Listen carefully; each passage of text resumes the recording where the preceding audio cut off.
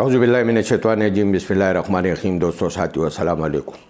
آج کل مریم نواز کے ورکر کنونشن جو سرکاری اخراجات پر ہو رہے، جس میں سرکاری پروٹوکول میں ہو جا رہی وفاقی اور صوبائی حکومت کی مدد کے باوجود کوئی چند 100 لوگوں کے اوپر مشتمل کنونشن ہوتے ہیں جس سے وہ بک بک کرتی رہتی ہے، اور اس بک بک میں اس کی گھبراہٹ سامنے صاف طور پر ظاہر ہو رہا ہے کہ وہ عمران خان سے کتنی گھبرائی ہوئی ہے، کتنا خوفزدہ ہے، کیونکہ وہ عمران خان کے نام سے اپنے خطاب کا آغاز کرتی اور عمران خان کے نام پر ختم کرتی اور آج کل اپنے باپ کی بہادری کی داستانیں سنا رہی ہے۔ محترمہ، آپ کے باپ کی بہادری سے پورا قوم واقف ہے، وہ داستان پاکستان کی تاریخ کا حصہ ہے۔ آپ کا باپ اتنا بڑا بہادر ہے کہ ایک فون پر احمد کانچی کو امریکہ کے حوالے کر دیتے ہیں۔ آپ کے باپ کی بہادری کی داستانیں قوم جانتی ہے کہ ایک فون پر، کلنٹن کے ایک فون پر کارگل کی جنگ سے دستبردار ہو جاتا ہے۔ آپ کے باپ کی بہادری کی داستانیں لوگ جانتے ہیں، بہت اچھی طریقے سے جانتے ہیں کہ ریمنڈ ڈیوس کو ایک فون پر امریکہ کے حوالے کر دیتے۔ بہت اچھی طریقے سے آپ کی باپ کی بہادری کی داستانیں قوم کے سامنے ہیں۔ جب لانڈی جیل میں مشرف نے بند کیا تھا تو اس کی چیخیں جیل سے باہر سنائی دیتی تھی، اور ان چیخوں کی داستانیں آپ کے جو آج کل استاذ ہے، جسے آپ سیاسی مشورے لیتے، آپ کا باپ اور آپ کا پورا خاندان، زرداری صاحب، مختلف اوقات میں اپنے بیانات میں اور اپنے پریس کانفرنسوں میں اس بہادری کی داستانیں بیان کر چکے۔ اتنا بہادر ہے کہ مشرف کے ساتھ معاہدہ کر کے 10 سال سے اس ملک کے لیے بھاگ گئے تھے، سعودی عرب بیٹھ گئے تھے، اور کہتے رہے، جھوٹ بولتے رہے قوم سے کہ میں نے کوئی معاہدہ نہیں کیا۔ وہ معاہدہ بھی بعد میں منظر عام پر آ گیا، اور پھر اسی شخص سے انارو کر کے اس ملک کے اندر آئے، اور مسلم لیگ نون نے اسی شخص سے حلف لیا وفاقی وزارتوں کا۔ جانتے ہم آپ کی بہادری کو، بہت اچھی طریقے سے جانتے۔ اور جب پاناما میں آپ کے باپ کو نکالا گیا تو مجھے کیوں نکالا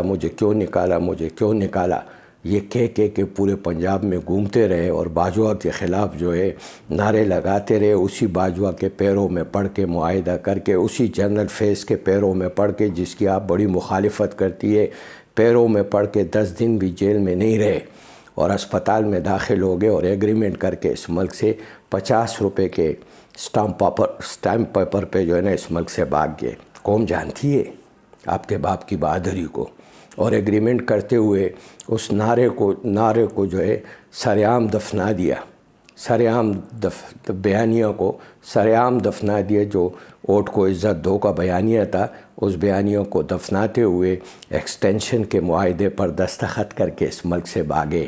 4 دن کے معاہدے پہ 4 ہفتے کی ضمانت پر گیا اس ملک سے، 4 ہفتے میں واپس آنا تھا، 4 سال ہو گئے۔ اتنا تو بہادر ہے کہ بھائی کی حکومت ہونے کے باوجود، اپنی حکومت ہونے کے باوجود ملک نہیں آ سکتے۔ یہ ہے وہ بہادر شخص، آپ کا باپ۔ تو بزدل باپ کی بزدل بیٹی، گفتگو کرو تو سوچ سمجھ کے کرو۔ دوستوں اور ساتھیوں، اصل مقصد یہ نہیں ہے، یہ تو ان کی گھبراہٹ ہے۔ اس گھبراہٹ کی وجوہات کیا ہے، اس پریشانیوں کی وجوہات کیا ہے، یعنی اس بیانات سے آپ اندازہ لگا سکتے کہ ان کی پریشانی کا عالم یہ ہے۔ خواجہ آصف کہتے ہیں کہ مجھے تو پتہ ہی نہیں ہے کہ الیکشن ہونا ہے کہ نہیں ہونا ہے، اور وہ جو مل کر ہم نے کھچڑی بنائی تھی اس وقت کیوں نہیں سوچا، اب یہ کڑوی کھچڑی سب کو کھانی پڑے گی۔ نواز شریف کہتے کہ ہم سے کیے ہوئے وعدے پورے کیے جائیں، یعنی وہ پاکستان کی اسٹیبلشمنٹ کو وہ وعدے یاد دلا رہے ہیں۔ مریم نواز اپنی تقریروں میں یہ ڈیمانڈ کر رہی ہے کہ ہم سے جو وعدے کیے وہ پورا کرے۔ وہ وعدے کیا تھے؟ NRO کے ذریعے ان کے کیسز تو معاف کر دیے گئے، سارے کیس معاف ہو چکے۔ اس وقت پاکستان کی تاریخ میں پہلی بے لگام حکومت ہے جو کوئی آئین پر عمل درآمد نہیں کر رہی ہے، انسانی حقوق پامال کر رہی ہے، سابق وزیر اعظم پر 74 FIR کاٹ چکی ہے۔ پاکستان کی تاریخ میں پہلی مرتبہ پریس کانفرنس پر FIR کٹی ہے، شاہ محمود قریشی صاحب اور فواد چودھری صاحب پر۔ یہ پاکستان کی پہلی FIR پریس کانفرنس کے اوپر کاٹی گئی ہے۔ تو نوبت تو یہاں تک پہنچی ہے کہ اسٹیبلشمنٹ کی کلی چوٹے آپ کچھ بھی کرو، وہ معاہدے کیا ہے اور اس معاہدوں کا گارنٹر کون ہے؟ یعنی زرداری، نواز شریف، مولانا فضل الرحمان اور ہماری اسٹیبلشمنٹ کے بیچ جو معاہدہ ہوا ہے اس معاہدے کا گارنٹر کون ہے؟ وہ گارنٹر امریکہ ہے۔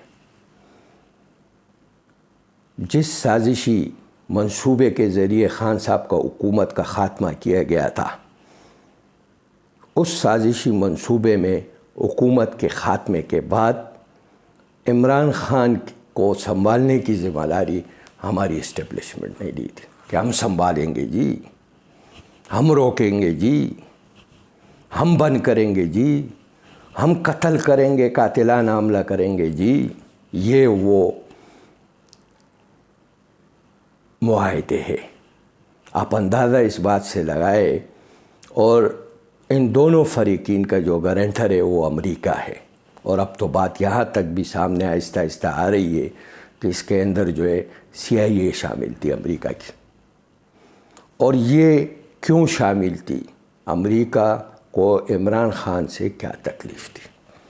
سب سے اہم سوال یہ ہے کہ امریکہ کو عمران خان سے کیا تکلیف تھی؟ سب سے بڑی تکلیف عمران خان سے یہ تھی کہ وہ اس ملک کو غلامی سے آزادی دلانا چاہ رہے تھے، آزادی کی راہ پر گامزن کرنا چاہ رہے تھے، جو ملک آزادی کے فوراً بعد امریکہ کے گود میں جا کے بیٹھ گیا تھا۔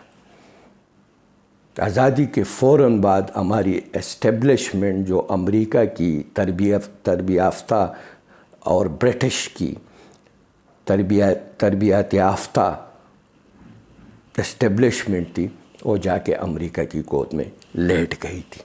پاکستان کے آزاد ہوتے ہی یہ امریکہ کی گود میں بیٹھ گئی تھی۔ اس حکومت کو، اس ملک کو عمران خان آزادی کی راہ پر ڈالنا چاہتے تھے۔ آزادانہ خارجہ پالیسی، آزادانہ داخلہ پالیسی، پاکستان کی مفادات کے مطابق خارجہ پالیسی اس ملک کو دینا چاہتے تھے، اور امریکہ کو یہ برداشت نہیں تھا، کیونکہ امریکہ نے ایک فون پر ہمارے حکمرانوں سے اپنے مفادات منوائے، ایک فون پر یعنی حکم پر۔ تو وہ کبھی بھی یہ برداشت نہیں کر سکتی تھی کہ ایک ایسا شخص جو اس قوم کو اٹھائے، اس ملک کو اٹھائے جس کو ہمیشہ انہوں نے غلام رکھا تھا۔ یقیناً یہی تکلیف تھی عمران خان سے امریکہ کو، اور اس تکلیف کی بنیاد پر ہماری ملک کی اسٹیبلشمنٹ اور ہمارے ملک کے یہ جو مورے ہے امریکہ کے بین الاقوامی قوتوں کے مل کر عمران خان کی اس اچھی خاصی چلتی ہوئی حکومت کو گرایا جو ترقی کی راہ پر گامزن تھا۔ دوستو ساتھیو، اصل منصوبہ یہ ہے جس کی ڈیمانڈ خان صاحب مسلسل کر رہے کہ اس کی تحقیقات ہونی چاہیے۔ اگر میمو گیٹ کمیشن بن سکتے تو سائفر کمیشن بھی بن سکتا ہے۔ اس کی مکمل تحقیقات ہونی چاہیے، اور وہ ان چہروں کو جو اس کے پش پڑتے اس سازش کے، کچھ تو بے نقاب ہو چکے، یعنی جنرل باجوہ تو خود کہہ چکے کہ میں نے حکومت کا خاتمہ کیا، یعنی پیپل پارٹی کا وہ جواز جو وہ پیش کرتے تھے کہ جی ہم نے تو آئینی طریقے سے ہٹایا، ہم نے تو جی عدم اعتماد پیش کیا اور ہم نے تو آئین کے مطابق حکومت کو ہٹایا، اس کا بانڈا بھی جو ہے سر عام پھوڑ دیا جنرل باجوہ کے بیان کے آنے کے بعد۔ یہ تو واضح طور پر جو ہے نا ثابت ہو چکا ہے، وہ تسلیم کر چکا ہے کہ میں نے عمران خان کی حکومت کو گرایا۔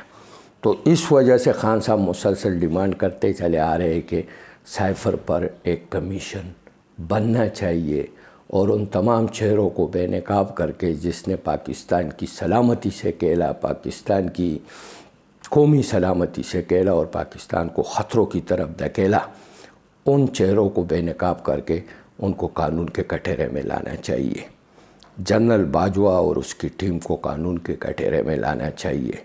جو سٹنگ گورنمنٹ کے خلاف امریکہ میں لابنگ کریں، جو سٹنگ گورنمنٹ کی موجودگی میں وہ پالیسی بیان دے رشیا کے خلاف امریکہ کو خوش کرنے کے لیے، ایسے لوگوں کو قانون کے کٹہرے میں لانا پڑے گا۔ ایسے لوگوں کو سزائیں ملنی چاہیے جو پاکستان کی آئین سے کھیلتے، جو اپنی آئینی اختیارات سے تجاوز کرتے، جو پاکستان کی قومی سلامتی کو خطرے میں ڈالتے۔ ایسے لوگوں کو قانون کے کٹہرے میں لانا پڑے گا۔ یہ فیصلہ ہمیں کرنا پڑے گا، یہ فیصلہ ہماری عدالتوں کو کرنا پڑے گا، یہ فیصلہ ہمارے چیف جسٹس کو کرنا پڑے گا صاحب کو، کہ ہمیں ایسے لوگوں کو قانون کے کٹہرے میں لانا پڑے گا جو قانون کو اپنے پیروں تلے رونتے ہیں، جو آئین پر عمل درآمد نہیں کرتے، جو اپنے آئینی اختیارات سے تجاوز کرتے ہیں طاقت کے بل بوتے پر۔ ایسے لوگوں کو قانون کے کٹہرے میں لانا پڑے گا۔ دوستو، ساتھیوں، بہت شکریہ، آپ لوگ مجھے سنتے ہو، مجھے رپلائی کرتے ہو۔ السلام علیکم۔